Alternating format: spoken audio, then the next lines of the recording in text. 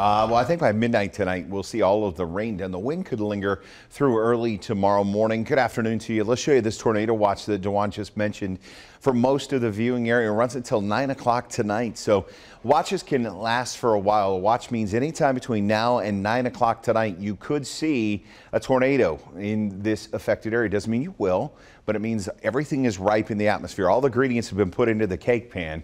It just hasn't been put into the oven. So we're going to have to wait and see as we go through the afternoon whether we would see one of those or not. We have an aerial flood advisory for the western part of our area. It does not include Wake County, but you can see extending from Roxborough all the way down to Fayetteville. A flood advisory means you will see flooding in low-lying areas, some creeks, some streams. Those particular areas that are prone to flooding will probably get some.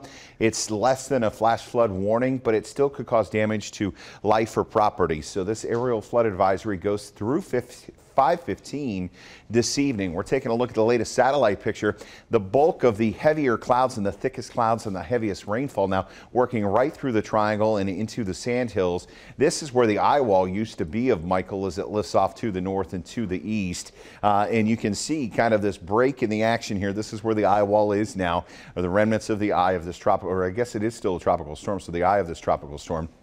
But there's the heavy rain cutting right into our region. We'll get it county by county with a live look at First Alert Doppler right now, and lots of pockets of heavier shower activity. To the north and to the east, these pockets are a little more scattered, but boy, you get under one of these, it's putting down a quick burst of half-inch of rain or so, maybe even up to an inch of rainfall rate per hour as this slides off to the north through Granville County, just crossing I-85, Roxborough in a heavier shower.